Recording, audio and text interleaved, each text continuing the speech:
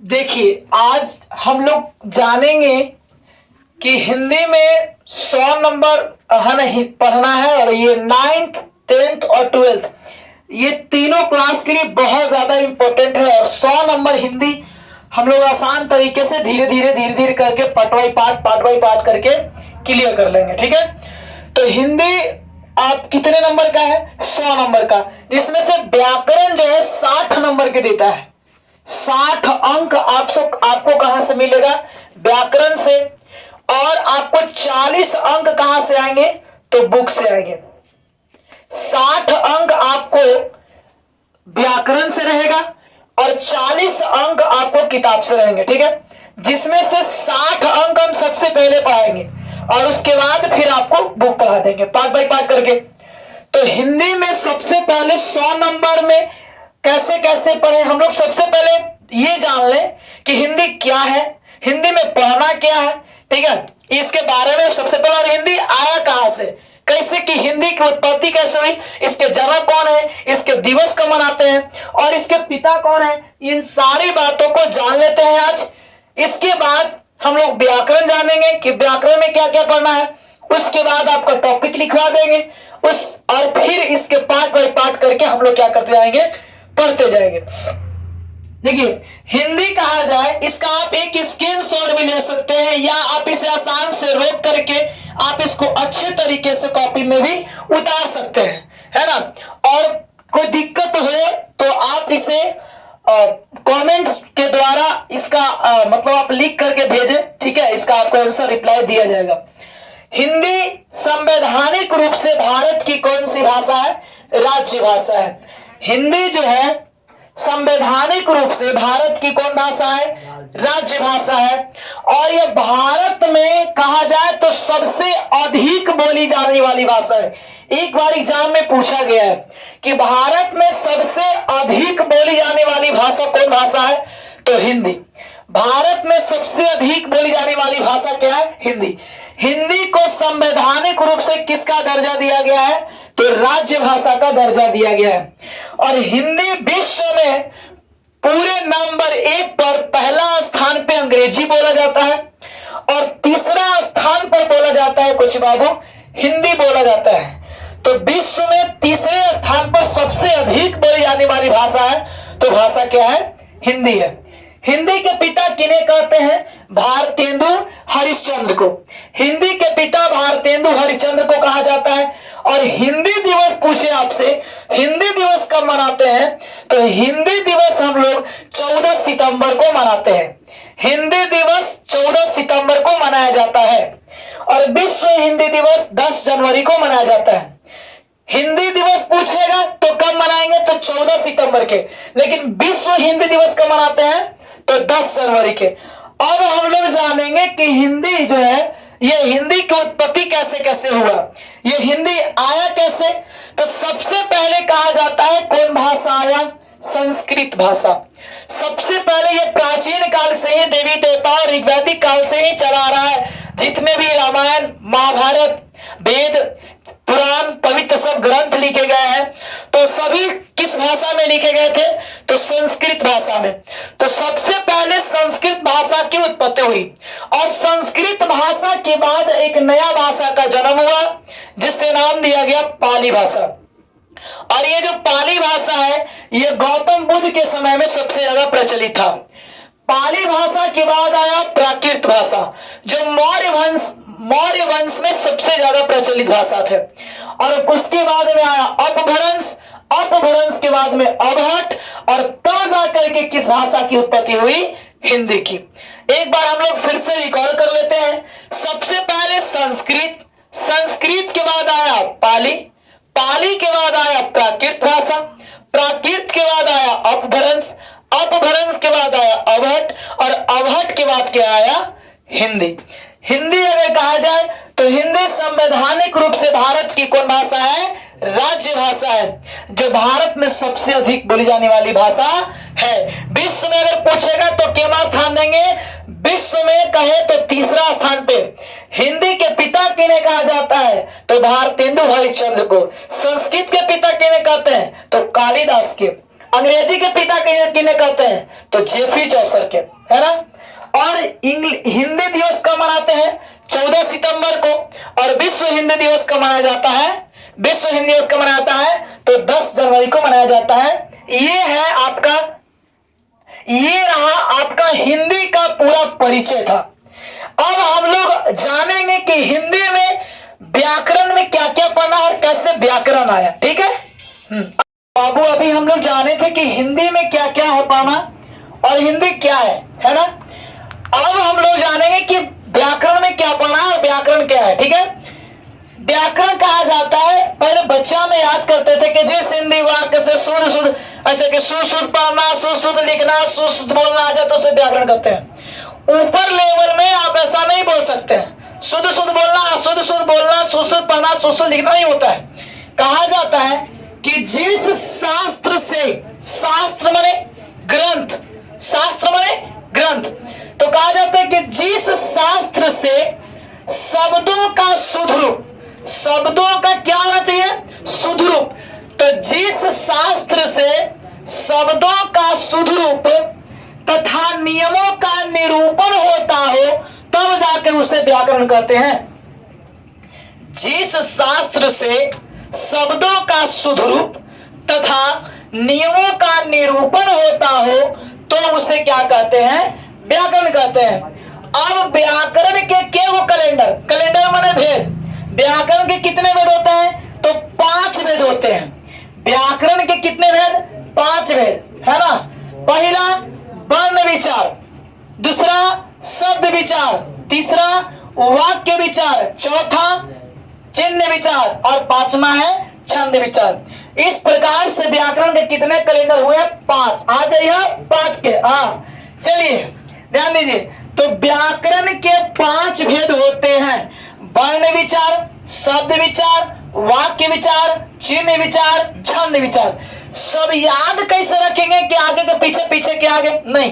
तो सबसे पहले आया क ख ग घ। कुछ आया व्याकरण में? व्याकरण में क्या आया? क ख ग घ। तो क ख ग घ को हम लोग क्या बोलते हैं? अक्षर बोलते हैं। क्या बोलते हैं?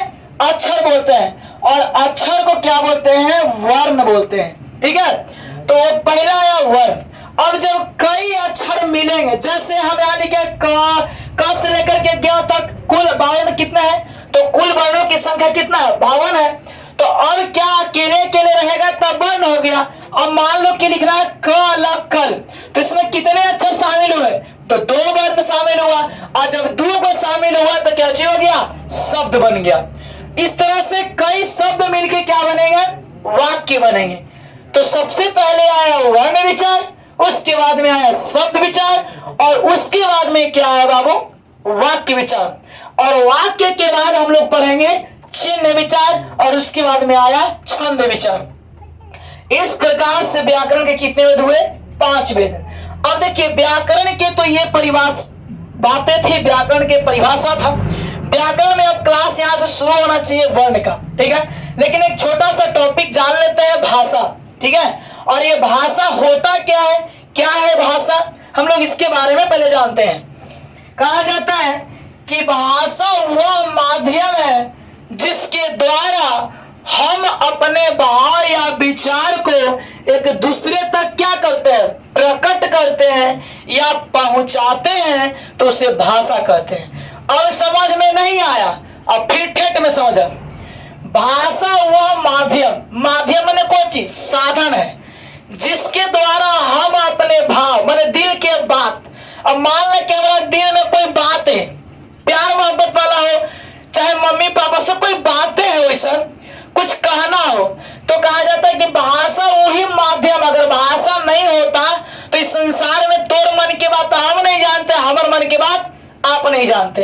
तो भाषा एक माध्यम है। जैसे आपको यहाँ से पटना जाना है तो कोई माध्यम से जाएंगे ना, पैर से जाएंगे, ट्रेन से जाएंगे, रेलगाड़ी से जाएंगे, बाइक से जाएंगे, लेकिन कोई माध्यम है ना। तो अगर आपको जहानाबाद जाना है, दिल्ली जाना है, मुंबई जाना है, तो सोचले तो जा नहीं सकते, या सुतले कि हाँ जहाना जा रहा है चल गई, ऐसा तो नहीं है।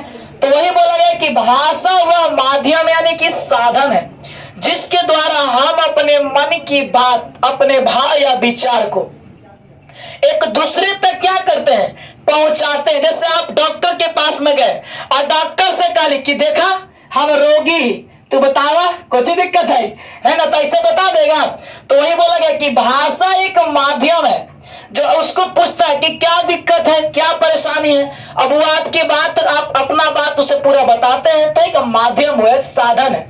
तो भाषा वह माध्यम है, यानी कि वह साधन है जिसके द्वारा हम अपने मन की बात या हम अपने भाव या विचार को एक दूसरे तक क्या करते हैं, प्रकट करते हैं, यानी कि पहुंचाते हैं, तो उसे भाषा कहते हैं। अगर मान लें कि आप दुकान में गए और बोले कि हाँ साड़ी दिखाओ, अरे सॉरी साड़ी थोड़ी ना पहनेंगे, मैंने फुल पैंट देखा हुआ, शर्ट दिखाइए, जींस दिखाइए, अरे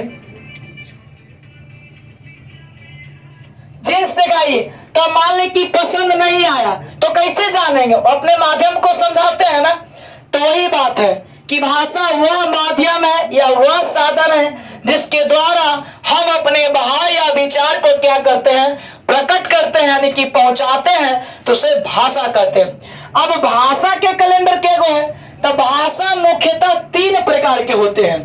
भाषा मुख्यतः कितने प्रकार के, 3 प्रकार के। आप इसका एक बढ़िया स्क्रीनशॉट ले लीजिए या इस वीडियो को रोक करके अच्छे तरीके से कॉपी में बना लीजिए, लिख लीजिएगा, ये नोट्स आपको बहुत काम आएंगे।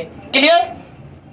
अब बोला गया है कि भाषा मुख्यतः कितने प्रकार के होते हैं, तो भाषा मुख्यतः 3 प्रकार के होते हैं। पहला नंबर है लिखित भाषा, दूसरा नंबर है मौखिक भाषा और तीसरा नंबर है सांकेतिक भाषा, है ना। जब लिखित भाषा माने लिख करके बताते हैं, लिख करके बताते हैं तो लिखित भाषा हो गया। मुंह से बोल के बताएं तो मौखिक भाषा, और न बोल के न लिख कर केवल इशारा के रूप में समझाएं तब हो गया कौन भाषा, सांकेतिक भाषा। वही बोला गया है कि जब हम अपने दिल यानी कि मन के बात एक दूसरे तक लिख करके पहुंचाते हैं तो उसे बोलते हैं लिखित भाषा। जैसे हम कभी किसी को क्या करते हैं, लिख के देते हैं, या स्कूल में जाते हैं तो प्रधानाध्यापक से तो ऐसा तो नहीं है कि खड़े होकर बोलते हैं कि सेवा में श्री राम प्रधानाध्यापक महोदय हमारा 4 दिन से तबीयत खराब था इसी कारण से हम नहीं आ पाए, ऐसा तो नहीं लिखते हैं। यानी कि आप उसे पत्र को, चिट्ठी को क्या करके देते हैं, लिख करके देते हैं। बैंक में पैसा काट लिया तो लिख करके देते हैं, है ना। तो कौन भाषा कहा जाएगा, लिखित भाषा कहेंगे। कौन भाषा कहा जाएगा, लिखित भाषा कहेगा। यानी कि जैसे मान लो कि लेटर है ना, लेटर, तो लेटर कैसे देते हैं कि हाँ कोई दिक्कत परेशानी है तो उसे लिख करके लेटर के माध्यम से देते हैं, और अगला आदमी फीलिंग को समझता है, कोई पढ़ पढ़ के मुस्कुराता है, कोई रोता भी है, तो कौन भाषा हो गया, लिखित भाषा हो गया। मौखिक भाषा जैसे बोल अरे पापा बुला जल्दी आए जल्दी आए जल्दी आए, या जो कल नहीं आया था खड़ा होगा, तो ये हमारी बात को आप समझे तो कौन भाषा हो गया, सांकेतिक भाषा हो गया। नेता आता है तो लिख के देता है, या नेता ऐसे आया लिखल के पढ़ रहा, हमें यही बोले वाला, ये ऐसा तो नहीं है। नेता के जो भाषण देते हैं कौन भाषा कहेगा, मौखिक भाषा। और अगला नंबर है बउआ सांकेतिक भाषा।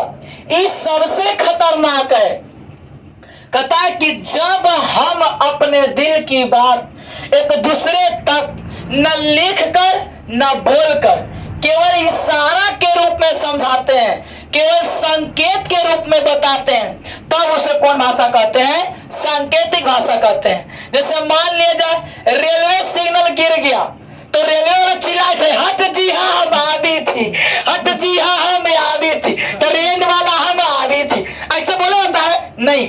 अब सिग्नल गिर गया तो समझ जाइए क्यों कहल का चाह रहा है, माने रुकिए, है ना। या कभी कभी हमने ऐसा करते हैं कि कहते हैं कि देख भाई हम आवे कोठा पर से, अगर पापा अगर हमारे घर रहता तो, अगर पापा अगर हमारे घर रहता तो हम हाथ से हिला दो तो समझिए कि पापा घर ही आता। वो कौन भाषा है, सांकेतिक भाषा। कोठा पे चली पापा को कहा रे तो दोस्त इंतजार कर रहा है तो हाथ हिला दिली तो समय ओहो लगता है कि हेडक्वार्टर में अभी आदमी है ना। तो सांकेतिक भाषा माने, या जैसे मान ले कि कहीं ट्रेन या रात में जाते हैं, सफर करते हैं, अब बीचे बीचे बिल्ली पार कर जाए तो कैसे समझ जाते हैं वो कहा है कि खतरा है, आगे रुक जाते कि आगे मैया रुक जो कोई दिक्कत है ना। तो सांकेतिक भाषा में बोला गया कि ना बोल कर ना लिख कर केवल इशारा के रूप में समझाते हैं तो उसे कौन भाषा कहते हैं? सांकेतिक भाषा कहते हैं। ना बोलकर ना लिखकर केवल इशारा के रूप में समझाते हैं तो उसे सांकेतिक भाषा कहते हैं। अब हम लोग अगले वीडियो में जानेंगे लिखित भाषा कैसे, क्या परिभाषा है, मौखिक भाषा क्या है और सांकेतिक भाषा क्या है। आज के लिए इतना ही।